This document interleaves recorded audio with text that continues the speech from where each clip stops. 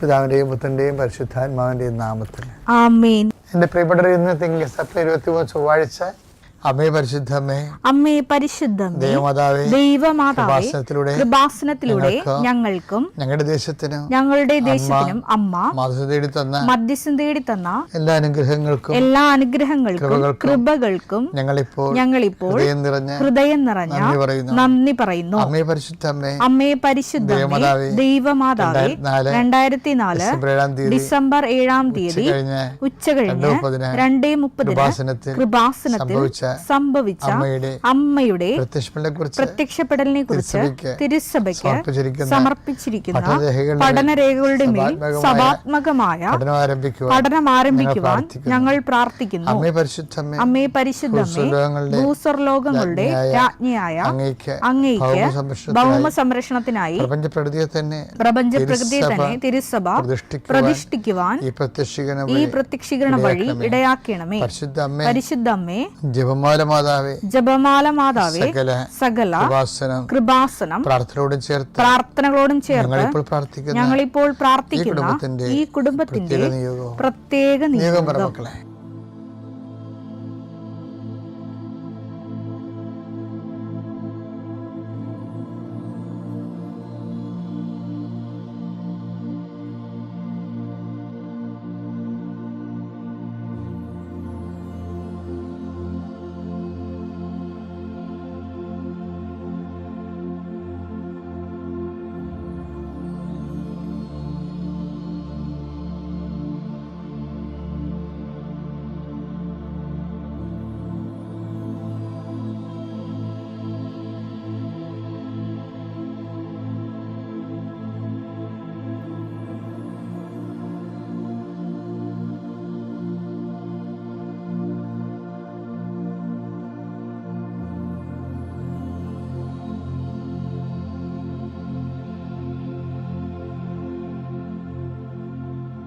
അമ്മയുടെ പ്രത്യക്ഷീകരണത്തിന്റെ ഈ അനുഗ്രഹവേളയിൽ ഞങ്ങൾക്ക് സാധിച്ചു തരുവാൻ കനിയണമേ. വിശ്വാസ പ്രമാണം. സർവശക്തനായ പിതാവും ആകാശത്തിന്റെയും ഭൂമിയുടെയും സൃഷ്ടാവുമായ ദൈവത്തിൽ ഞാൻ വിശ്വസിക്കുന്നു. അവിടുത്തെ ഏകപുത്രനും ഞങ്ങളുടെ കർത്താവുമായ ഈശോമിശിഹായിലും ഞാൻ വിശ്വസിക്കുന്നു. ഈ പുത്രൻ പരിശുദ്ധാത്മാവിനാൽ ഗർഭസ്ഥനായി കന്യകാമറിയത്തിൽ നിന്ന് പിറന്ന് പൊന്തിയോസ് പീലാത്തോസിന്റെ കാലത്ത് പീഡകൾ സഹിച്ച് കുരിശിൽ തറയ്ക്കപ്പെട്ട് മരിച്ച് അടക്കപ്പെട്ട് പാതാളങ്ങളിൽ ഇറങ്ങി മരിച്ചവരുടെ ഇടയിൽ നിന്ന് 3-ാം നാൾ ഉയർത്ത് സ്വർഗത്തിലേക്ക് എഴുന്നള്ളി സർവശക്തിയുള്ള പിതാവായ ദൈവത്തിന്റെ വലതുഭാഗത്തിരിക്കുന്നു. അവിടെ നിന്ന് ജീവിക്കുന്നവരെയും മരിച്ചവരെയും വിധിക്കുവാൻ വരുമെന്നും ഞാൻ വിശ്വസിക്കുന്നു. പരിശുദ്ധാത്മാവിലും ഞാൻ വിശ്വസിക്കുന്നു. വിശുദ്ധ കത്തോലിക്കാ സഭയിലും പുണ്യവാന്മാരുടെ ഐക്യത്തിലും പാപങ്ങളുടെ മോചനത്തിലും ശരീരത്തിന്റെ ഉയർപ്പിലും നിത്യമായ ജീവിതത്തിലും ഞാൻ വിശ്വസിക്കുന്നു. ആമേൻ. സ്വർഗ്ഗസ്ഥനായ ഞങ്ങളുടെ പിതാവേ, അങ്ങയുടെ നാമം പൂജിതമാകണമേ. അങ്ങയുടെ രാജ്യം വരണമേ. അങ്ങയുടെ തിരുമനസ് സ്വർഗത്തിലെ പോലെ ഭൂമിയിലും ആകണമേ. അന്നു വേണ്ടുന്ന ആഹാരം ഇന്ന് ഞങ്ങൾക്ക് തരണമേ. ഞങ്ങളോട് തെറ്റ് ചെയ്യുന്നവരോട് ഞങ്ങൾ ക്ഷമിക്കുന്നത് പോലെ ഞങ്ങളുടെ തെറ്റുകൾ ഞങ്ങളോടും ക്ഷമിക്കണമേ. ഞങ്ങളെ പ്രലോഭനത്തിൽ ഉൾപ്പെടുത്തരുതേ, തിന്മയിൽ ഞങ്ങൾ രക്ഷിക്കണമേ. ആമേൻ. നന്മ നിറഞ്ഞ മറിയമേ, സ്വസ്തി. കർത്താവ് അങ്ങയുടെ കൂടെ സ്ത്രീകളിൽ അങ്ങ് അനുഗ്രഹിക്കപ്പെട്ടവളാകുന്നു. അങ്ങയുടെ ഉദരത്തിൻ ഫലമായി ഈശോ അനുഗ്രഹിക്കപ്പെട്ടവനാകുന്നു. പരിശുദ്ധ മറിയമേ, തമ്പുരാന്റെ അമ്മേ, പാപികളായ ഞങ്ങൾക്ക് വേണ്ടി ഇപ്പോഴും ഞങ്ങളുടെ മരണസമയത്തും തമ്പുരാനോട് അപേക്ഷിക്കണമേ. ആമേൻ. എൻ്റെ കർത്താവിൻ്റെ ഉന്നതമായ നാമത്തിൽ, സഭയുടെ അധികാരത്തിൽ, കുരിശിൻ്റെ അടയാളത്തിൽ, ദൈവത്തിൻ്റെ ശക്തിയാൽ ഞാൻ നിങ്ങളുടെ വീടിനെയും നീ ഇരിക്കുന്ന ഇടങ്ങളെയും നീ വർക്ക് ചെയ്യുന്ന ഇടങ്ങളെയും കർത്താവിൻ്റെ നാമത്തിൽ ആശീർവദിക്കുന്നു. ദൈവത്തിലെ നീയുമായി ബന്ധപ്പെട്ട് നീ നിൻ്റെ ജീവിതത്തിൽ ഇന്നത്തെ ജീവിതത്തിന് ആവശ്യമായ എല്ലാ സാധന സാമഗ്രികളെ,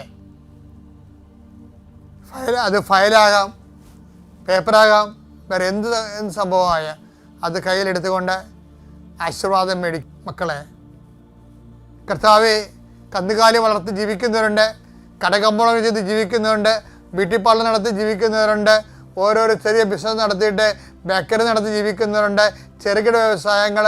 കർത്താവെ, അവരുടെ ജീവിക്കാനുള്ള മാർഗം പോലും അല്ലെങ്കിൽ കിട്ടാത്ത അവസ്ഥയിൽ സങ്കടപ്പെട്ട് കണ്ണീരോടെ കട തുറക്കുകയും കണ്ണീരോടെ പൂട്ടുകയും ചെയ്യുന്നവരുണ്ട് ഈശോയെ.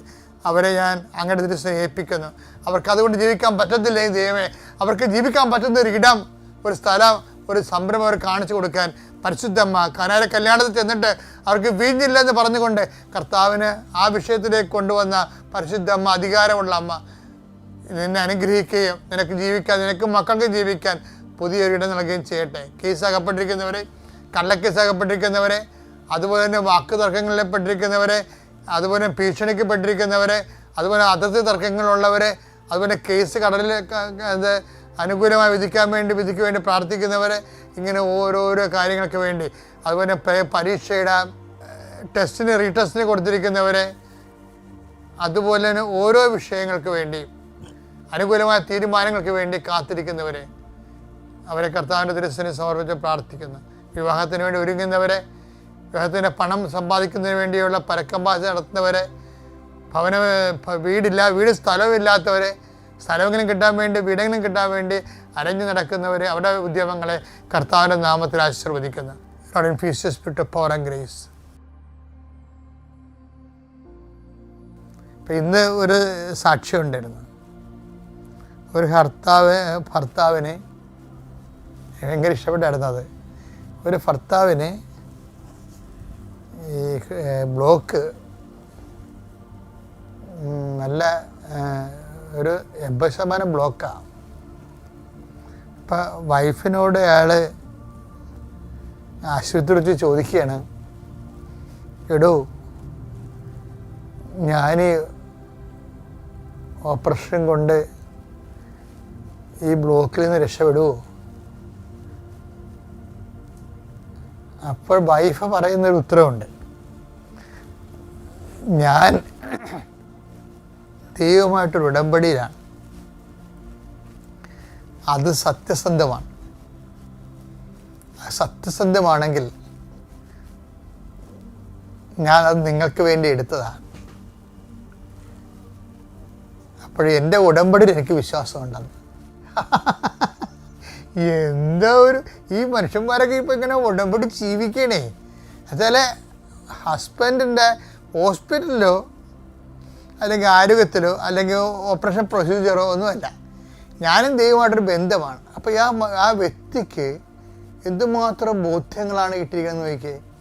ആപത്തോ വാളോ ഒന്നും അവരുടെ ഉള്ളിലുള്ള ബോധ്യങ്ങളിൽ നിന്നും ദൈവത്തോടുള്ള സ്നേഹത്തിൽ നിന്നും എടുത്ത് കളയപ്പെടുന്നില്ല എന്നുള്ളത് നമ്മൾ അപ്പോസ്തല കാലഘട്ടം മാത്രമല്ല, ഇക്കാലവും മനുഷ്യൻ ജീവിക്കേണ്ട സുവിശേഷമാണ്. അപ്പോൾ സുവിശേഷത്തിൻ്റെ സാധ്യതകളെ കണ്ടറിഞ്ഞുകൊണ്ട് നല്ല പൊരുതുന്ന പടയാളിയായി ജീവിതത്തെ അഭിമുഖീകരിച്ച് ഓരോ ദിവസവും നിനക്ക് എന്തിനാണ് എന്ന് ചോദിച്ചാൽ, ഇപ്പം ഒരു ഉത്തരവേ ഉള്ളൂ അതിന്. എന്താണ്? ദൈവത്തെ സ്നേഹിക്കാൻ. എന്താ കാരണം? എൻ്റെ കാരണം ദൈവം നമ്മളെ ഓരോ ദിവസവും പുതിയ സ്നേഹത്തിലാണ് സ്നേഹിക്കണത്. ബൈബിളിലൊക്കെ ഉള്ള ഗുണമെന്ന് വെച്ചാൽ, ബൈബിളിൽ ഈ മദർ വേർഡ് എന്ന് പറഞ്ഞൊരു കോൺസെപ്റ്റ് ഉണ്ട്. എൻ്റെ ഒരു നിരീക്ഷണത്തിലുള്ളതാണ്. എന്നുവെച്ചാൽ ബ്രീഡിങ് വേർഡ്. ഒരു വേർഡ് ഇങ്ങനെ ഓരോരോ കാലത്തും ഓരോ ശിശുക്കളെ പറ്റിക്കൊണ്ടിരിക്കും. എന്നുവെച്ചാൽ അതിന് പുതിയ പുതിയ അർത്ഥങ്ങളും പുതിയ പുതിയ കമ്മ്യൂണിക്കേഷൻസും വരും ദൈവമായിട്ടുള്ള. 3:22-23 കർത്താവിന്റെ സ്നേഹം ഒരിക്കലും അസ്തമിക്കുന്നില്ല. അവിടുത്തെ കാരുണ്യം